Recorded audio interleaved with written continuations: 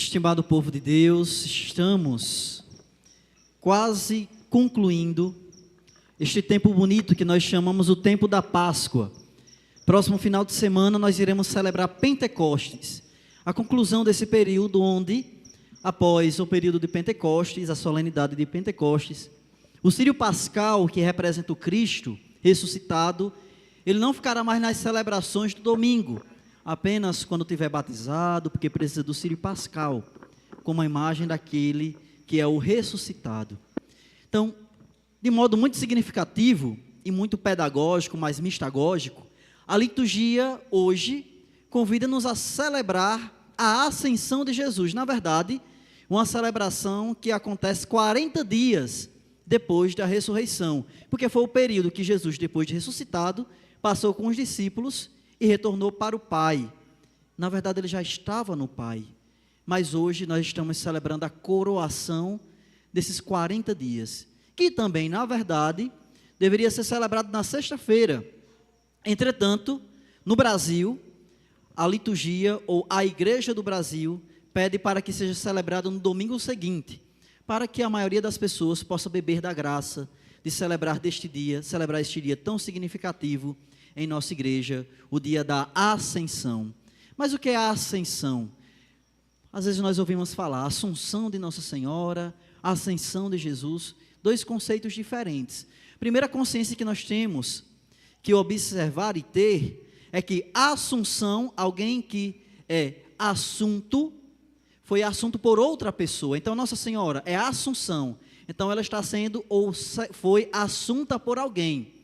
Então foi Deus que elevou a Virgem Maria. Mas quando nós falamos em ascensão, ascender, é o próprio Cristo que se eleva. É diferente. São dois processos diferentes, porque a força vem de Cristo. Então ele se acende, ele se eleva.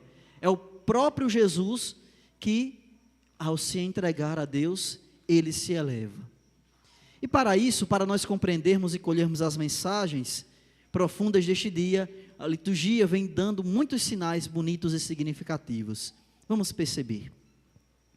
Primeira leitura de hoje. Lucas começa. Lucas foi quem escreveu Atos dos Apóstolos. Então ele começa assim. No meu primeiro livro, qual foi esse primeiro livro? O Evangelho que ele escreveu. O Evangelho de Jesus Cristo segundo Lucas, ele escreveu. Qual é o segundo livro? Este aqui, Atos dos Apóstolos. É uma continuação de todo o processo evangelizador da igreja, no início do cristianismo. Então ele começa assim, no meu primeiro livro, ó Teófilo, tem um nome de alguém aí, e é bonito porque nós não sabemos biblicamente quem é esse Teófilo, porque na verdade, esse Teófilo aqui, tem uma mensagem muito importante. O nome Teo vem de Deus, Teo quer dizer Deus, filho quer dizer amigo. Então, aqui ele está escrevendo para aqueles que são amigos de Deus. Na verdade, em outra linguagem, ele está escrevendo para quem é cristão. Então, a palavra de Deus, ou aquilo que é apresentado pelos apóstolos desde o início do cristianismo, a doutrina da igreja é apresentada para aquele que é cristão católico. Quem não é cristão católico não precisa ficar atento a esta palavra. Eu acho muito engraçado quando o Papa Leão fala alguma coisa, ou o Papa Francisco falava alguma coisa. O Papa Francisco, ele gerava uma crise maior no mundo a partir das suas falas, mas eu achava muito engraçado quando eles citavam algo que pessoas que são de fora da igreja iam questionar, iam brigar, iam discutir. Gente, isso é para quem está dentro da igreja. Não é para quem está fora da igreja. É igual, por exemplo, a questão da defesa da vida. Nós defendemos a vida desde o útero materno. Nós sempre seremos contra o aborto. Mas isso é para quem está fora da igreja? É para quem está dentro. Agora, se você que está dentro não busca viver conforme aquilo que a igreja apresenta, então tem alguma coisa estranha, tem alguma coisa errada. Então está errado. Não, aquilo que a igreja apresenta é para os cristãos. Gente, a igreja católica, ela é muito rica naquilo que ela nos oferece e que ela pode nos apresentar. Mas quantas vezes nós menosprezamos o nosso catolicismo e colocamos ele para baixo. Às vezes me estressa muito. Por exemplo, quando eu vejo alguém dizer assim: padre, eu não participo de nenhuma igreja, então eu sou católico. Diz desse jeito. Que coisa estranha. Padre, eu não participo de nenhuma igreja evangélica, então eu sou católico.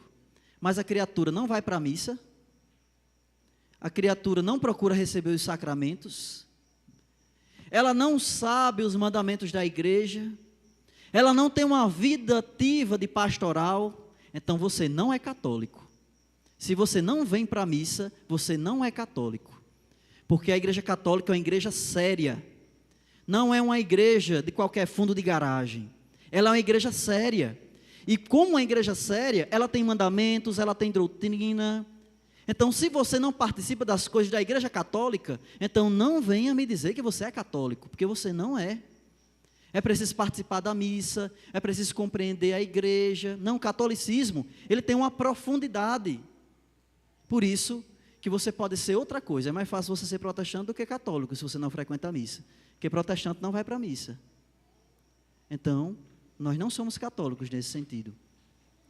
Por isso que a igreja fala para quem é cristão. Aquilo que for apresentado é para quem é cristão. E ele continua: já tratei de tudo o que Jesus fez e ensinou, desde o começo até ao dia em que foi levado para o céu. E olha que interessante o que ele vai dizer a partir do versículo 4. Durante uma refeição, quando se fala em refeição nos evangelhos ou em Atos dos Apóstolos, nós estamos falando da missa. Ou seja, foi em uma missa. Olha o que Jesus disse em uma missa. Durante uma refeição, Jesus deu-lhes esta ordem: não vos afasteis de Jerusalém, mas esperai a realização da promessa do Pai. Jerusalém aqui nós sabemos que é um lugar geográfico, mas também alguns biblistas, exegetas, apresentam Jerusalém como um lugar espiritual. Por que um lugar espiritual? Porque a Jerusalém da nossa vida é o lugar da promessa de Deus. A Jerusalém da nossa história é o lugar onde Deus nos prometeu algo. Oh, gente, quantas vezes Deus prometeu que iria reconstruir a sua família. Então ele disse: permaneça. Quantas vezes Deus permitiu que você sonhasse e acreditasse que Ele iria reconstruir os seus sonhos. Permaneça acreditando. Ou quando você olha para os seus filhos, que eles estão indo por um caminho errado, e você diz assim: Senhor, eu acredito que vai dar certo, eu vou permanecer fiel. Permaneça fiel na sua Jerusalém. Então eu te pergunto, qual é a Jerusalém? Qual é a promessa de Deus para a sua vida, que você precisa permanecer fiel? É a igreja. É a esperança que você vem perdendo. E Cristo diz: meu filho, acredite, permaneça fiel, porque no final eu vou te honrar. E é bonito o que Cristo vai dizer durante esta refeição: não vos afasteis de Jerusalém, mas esperai a realização da promessa do Pai, da qual vós me ouvistes falar. João batizou com água, vós, porém, sereis batizados com o Espírito Santo. Que coisa linda.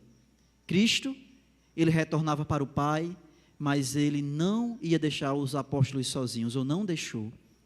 E ao dizer que não deixa os apóstolos sozinhos, ele não deixa você e eu. Então nós não estamos sozinhos na luta da nossa vida, não estamos sozinhos. E olhe o que São Paulo vai dizer nessa oração. Eu costumo dizer que essa segunda leitura é uma oração. Só compreende isso quem abre o coração para Deus. O Deus de nosso Senhor Jesus Cristo, o Pai a quem pertence a glória, vos dê um espírito de sabedoria. Que espírito é esse? É o Espírito Santo. Que vos revele e faça verdadeiramente conhecer, que ele abra o vosso coração à luz. Que coisa linda. É um pedido de São Paulo a cada um de nós. Abra o seu coração à graça de Deus. E vamos compreender agora que graça de Deus é essa no Evangelho de hoje. A liturgia no Evangelho de hoje começa assim. Naquele tempo, os 11 discípulos... Quantos discípulos Jesus teve? 11 ou 12? 12, porque aqui ele citou 11. Por causa, o diácono estudou, por causa do traidor, que foi Judas, então ele não participava mais. Então aqui tem um 11. Porém, Mateus, ao escrever isso daqui, ele poderia apenas dizer assim, os discípulos estavam reunidos. Por que é que ele falou os 11? Primeiro, 11 é o número da incompletude. Então, a ausência de Judas fala aqui da ação do pecado na vida dele, se torna incompleto. Só que aí vem a graça de Deus. Deus age na nossa incompletude, nas nossas faltas, nas nossas falhas. Eu acho engraçado quando, por exemplo, eu chamo alguém para servir, seja no altar, seja na liturgia, seja como ministro da Eucaristia. Aí a pessoa olha para mim e diz assim: padre, mas eu não sou digno. Gente, quem é digno de estar aqui? Nem um padre celebrando a Eucaristia, nem os ministros, nem os meus diáconos, meus meninos, nem eles são dignos, todos pecadores. Meu Deus, meus coroinhas, tudo com cara de santo, tudo pecador. Tudo pecador aqui, ó. É ou não é? Pois é. Quem é digno? Mas é aí onde Deus faz a sua graça. Por quê? Porque não precisa chegar aqui digno. Porque é Deus quem vai nos dignificar. É Ele. Nessa falta é Ele. E eu acho muito assim, estranho quando a pessoa chega para mim e diz assim: padre, eu não sou digno de ser ministro ainda. Eu não sei quando é que ela vai ser, né? Eu não sou digno de ser ministro ainda. Mas na verdade, talvez ela está esperando nela e não em Deus. Porque se a gente esperasse em Deus, a gente não esperava simplesmente a gente estar perfeito para servir. Porque Deus é quem serve em nós. É Deus que faz acontecer em nós. E é bonito demais. Porque diante desse serviço que Deus chama a anunciar o Evangelho, Ele vai dizer no final: mas eu estarei convosco até o fim dos tempos. Gente, nas nossas dores e dificuldades, Deus está com você. Na sua aflição, nos seus medos que te coloca para baixo, Deus está com você. Nos conflitos da sua vida, que fazem você não acreditar mais em você mesmo, ou realizar os sonhos de Deus, e não ter coragem de continuar, Deus está com você. Mas nós precisamos, como diz São Paulo, abrir o coração para isso.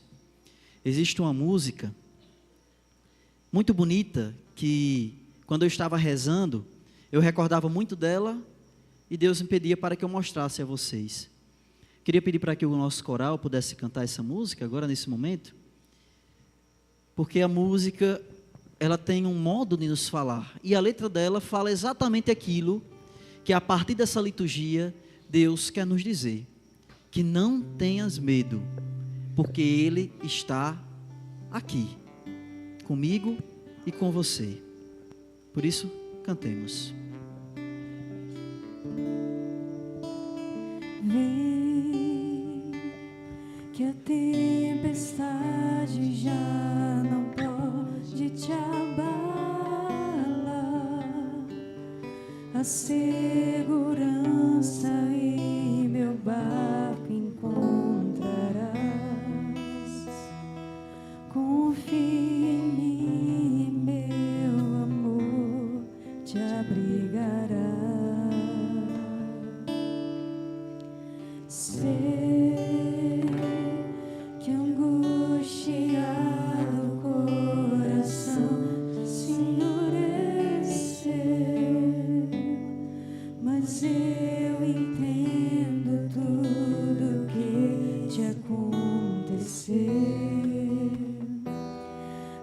ainda é tempo de voltar para o teu Deus. Escute o que Deus nos diz nesta noite. Não tenhas medo.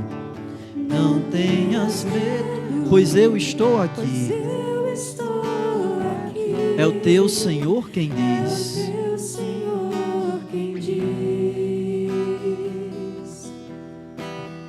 Quero guiar os passos teus. Vem, Entrego a ti então. a ti, então. Farei morada em teu Farei coração. morada em teu coração. E quando anoitecer, Quando anoitecer, cansado eu te encontrar, cansado eu te encontrar. no silêncio teu, No silêncio teu, eu irei te consolar. eu irei te consolar. Descansarás Cansarás nos braços os teus, forças te darei. Olha o que Deus nos diz. Forças te